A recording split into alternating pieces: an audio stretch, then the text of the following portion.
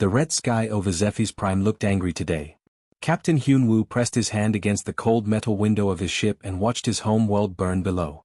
Not from war or bombs, but from something much worse, a sickness that had turned his proud people into monsters. "Sir, we have loaded the last group of children onto Ship 7, said Lieutenant Sejin, her voice shaking.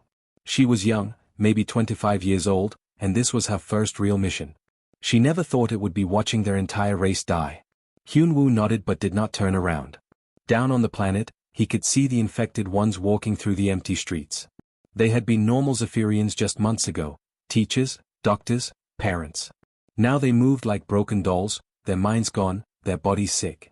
The plague had taken everything from them except the ability to hurt others. "How many did we save?" he asked.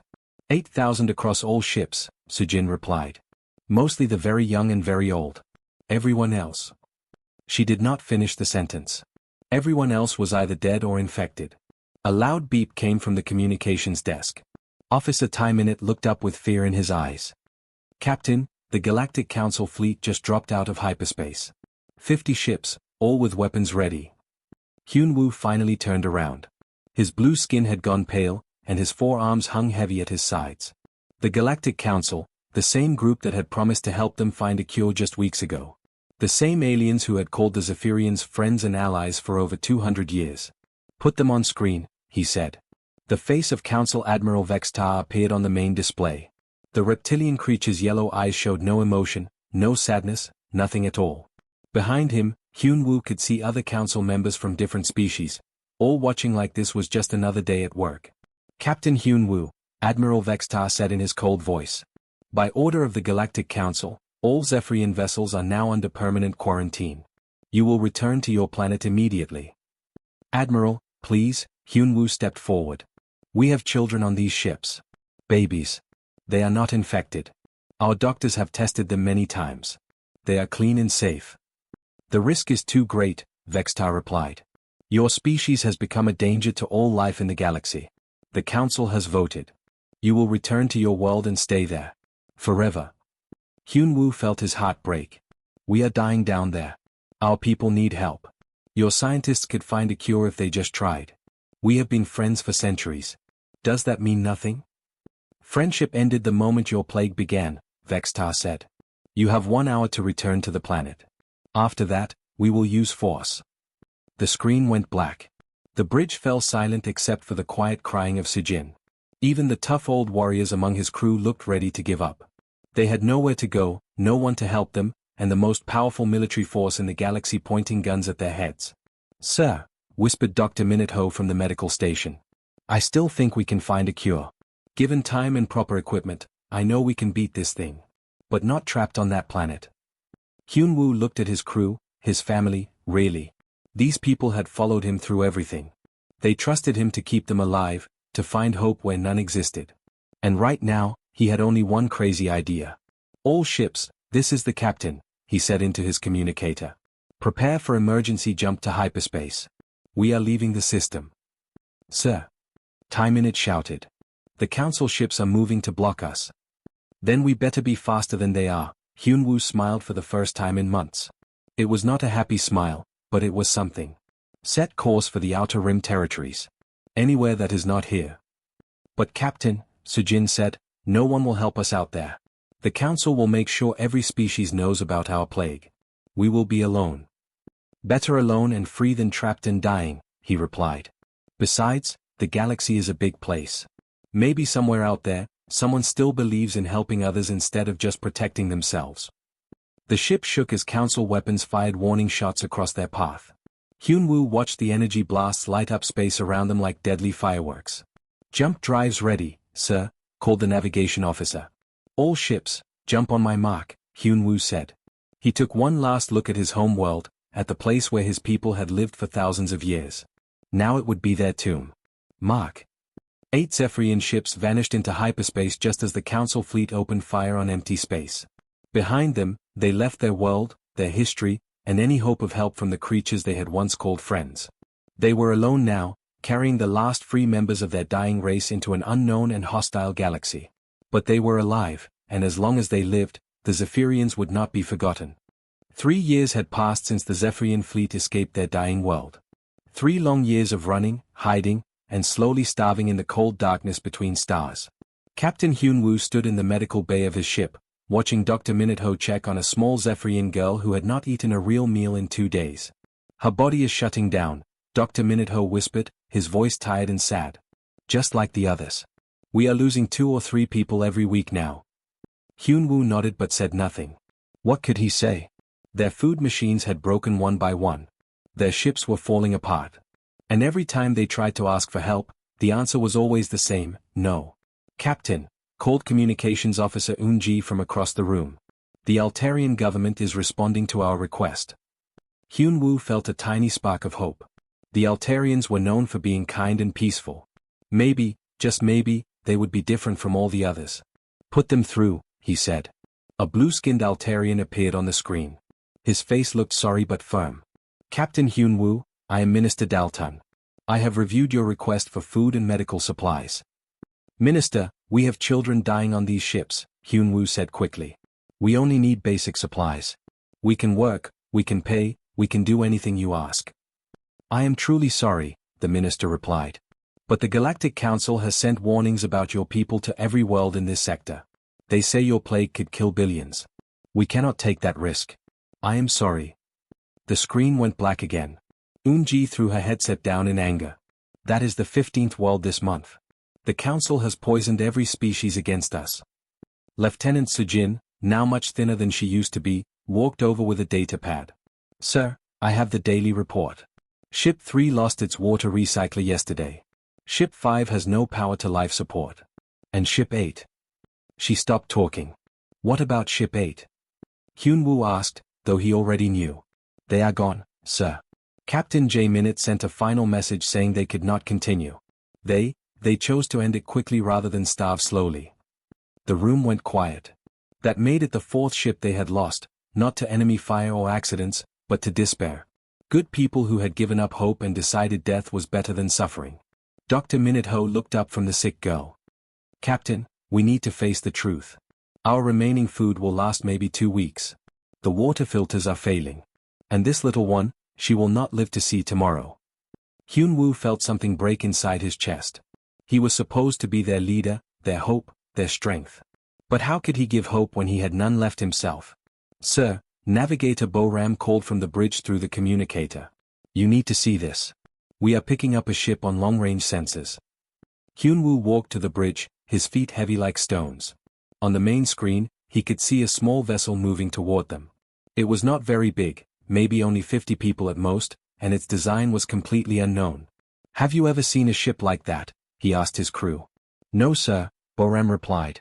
It does not match any council design. The power signature is strange too. Very different from anything in our databases. Are they heading for us? Sujin asked. Yes, they changed course when they detected our ships. They will reach us in about 2 hours. Hyun-woo sat down in his captain's chair, feeling older than his 40 years. Another species to reject them, most likely. Another door slammed in their faces. Another no, we cannot help you, please go die somewhere else. Should we run, sir? Eun-ji asked quietly. With what fuel? Dr. Minute-ho laughed, but it was not a happy sound. We used the last of our jump fuel getting away from the Centauri Defense Force last month. Besides, Hyun-woo said, what is the point? We have tried everything.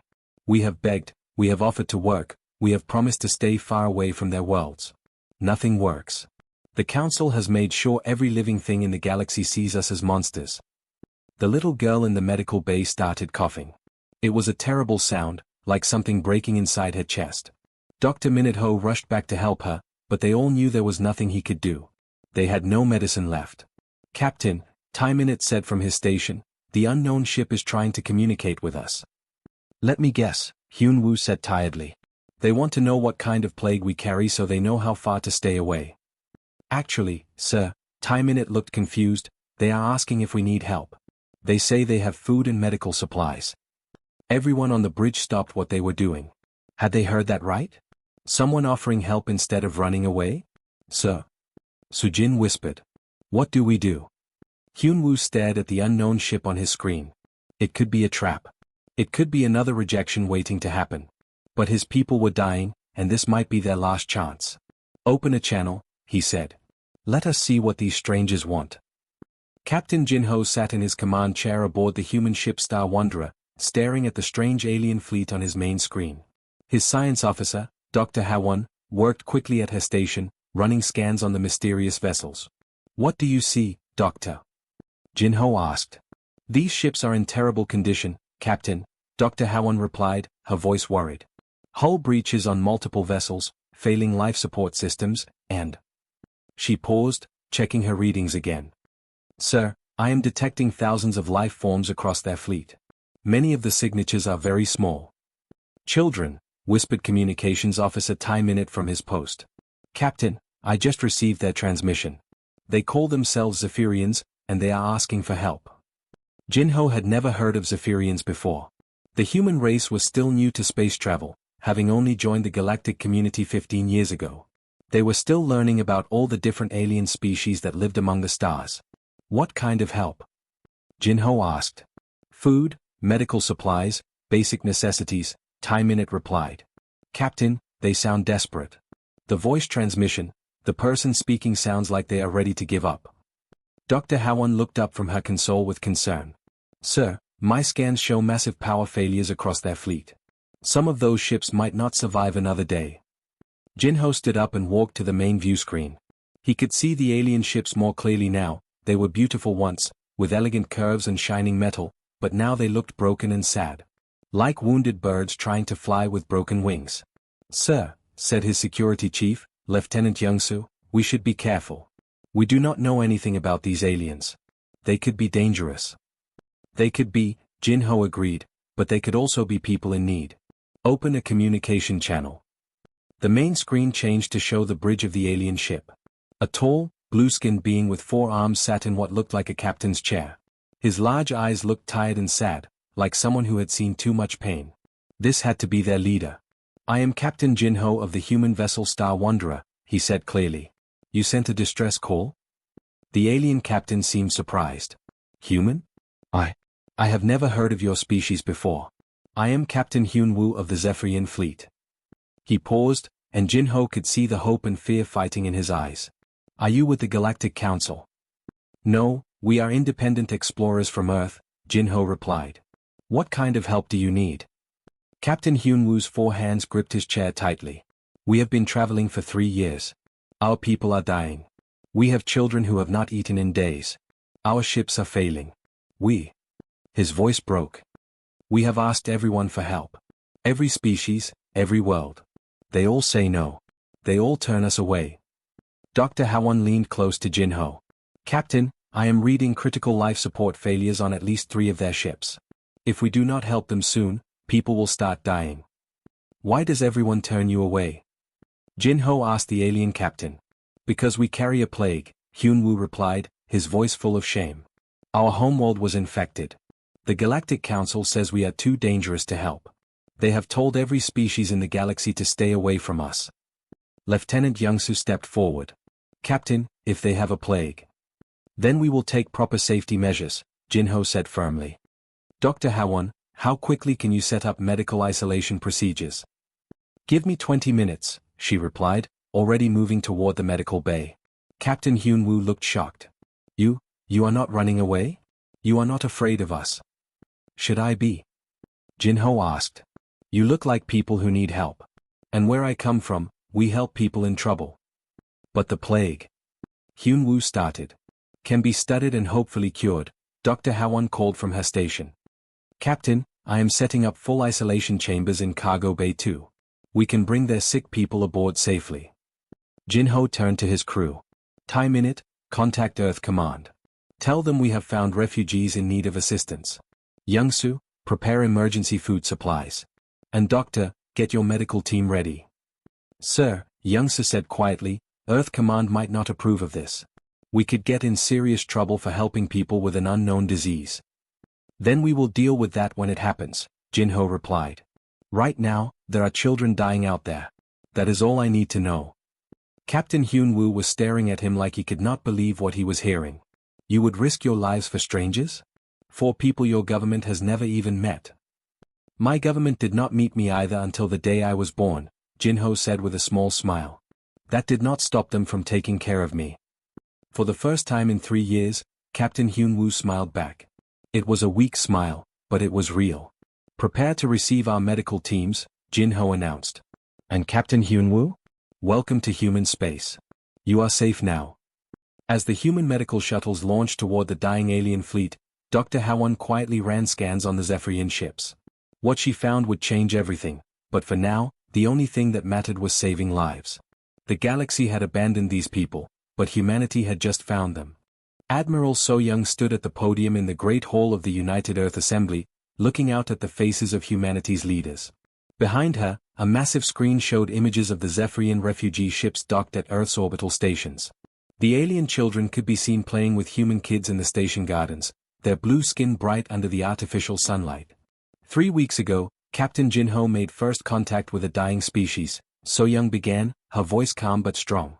The Zephyrians had been wandering space for 3 years, rejected by every world they encountered.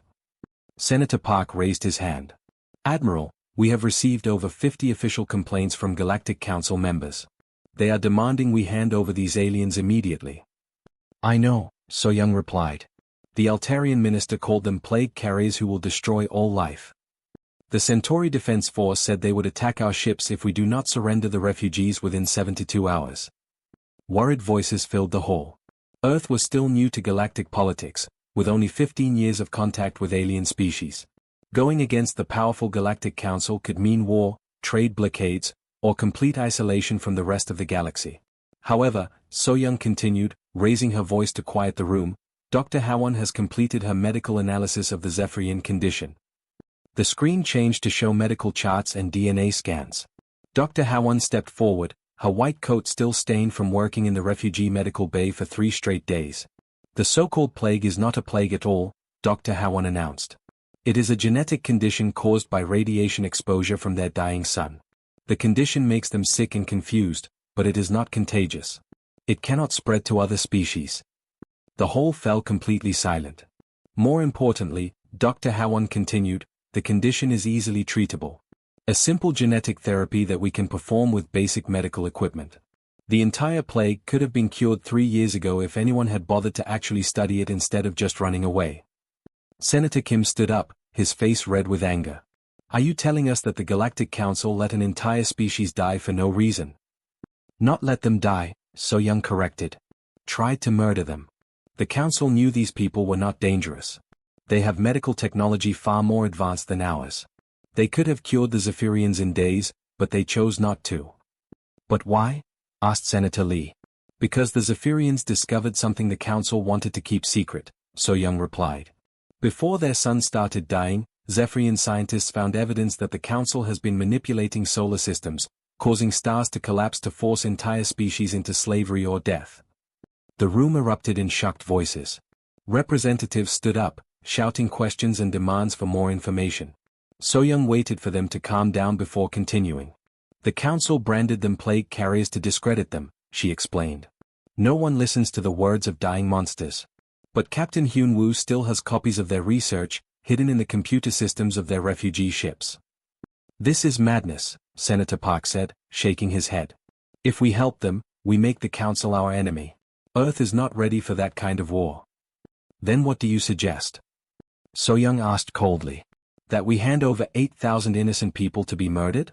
That we give children back to the people who have been trying to kill them? It is not our fight, Senator Park replied. We barely have enough ships to defend our own system. Dr. Howon stepped forward again, her voice quiet but firm.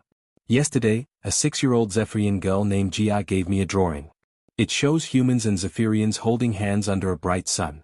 She told me it was a picture of hope. She held up the child's drawing for everyone to see. This morning, that same little girl asked me if the scary aliens were going to take her away from her new human friends. What do I tell her? The hall was quiet again. So-young looked around the room at the faces of Earth's leaders, knowing that this moment would define humanity's place in the galaxy.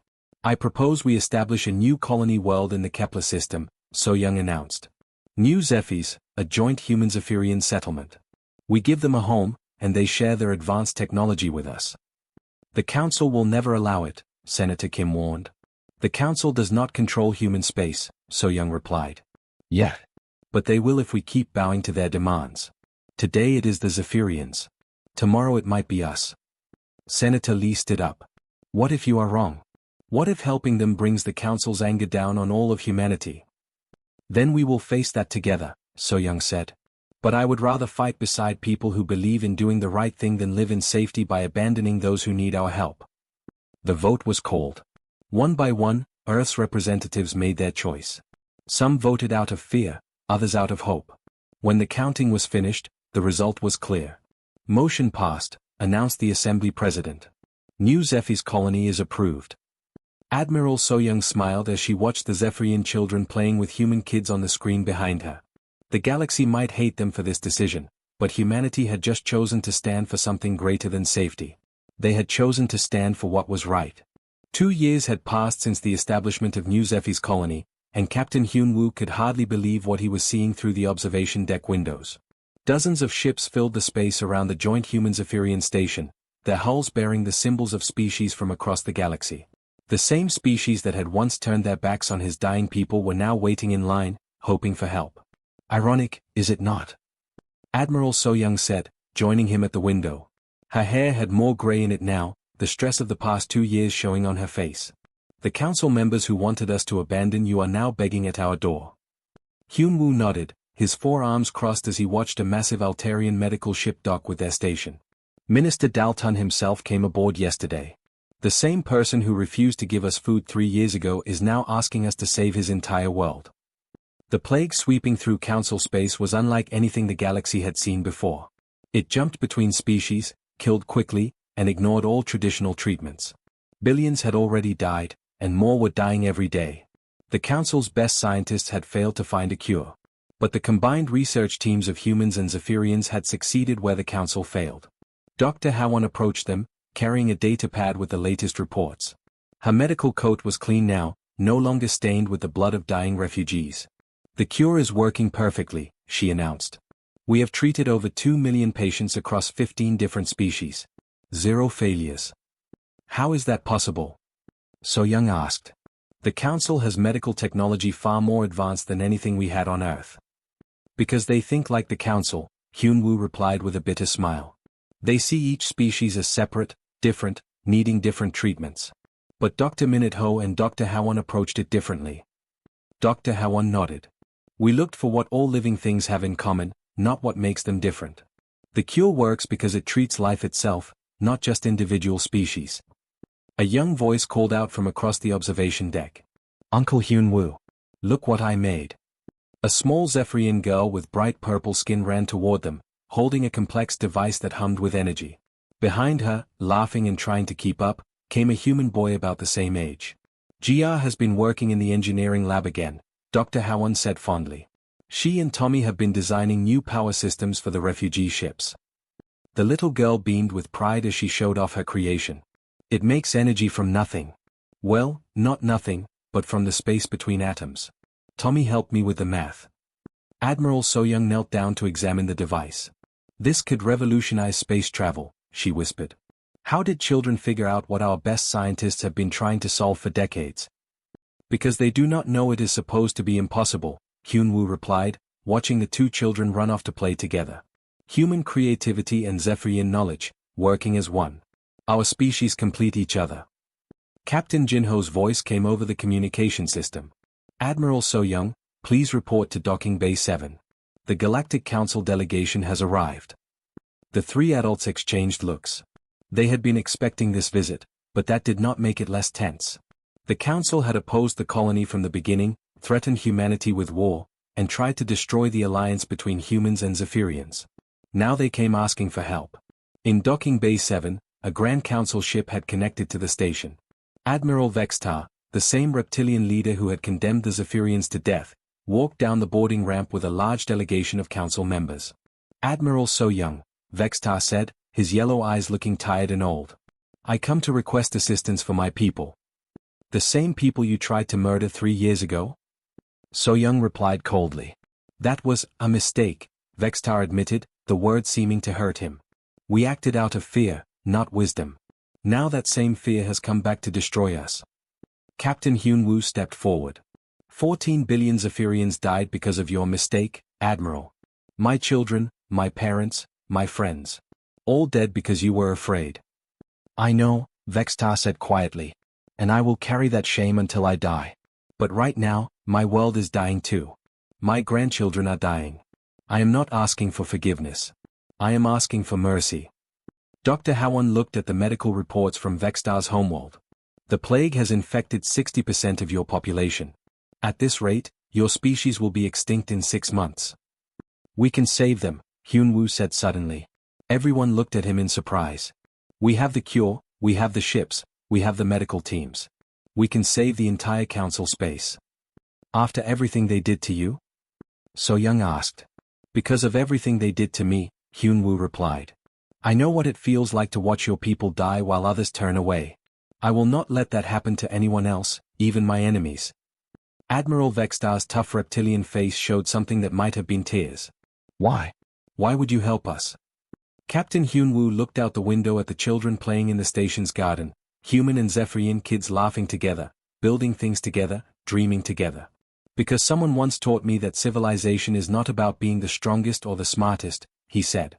It is about choosing to help when you have the power to hurt. The humans showed me that. Now we show it to the galaxy. The cure ships began launching within the hour.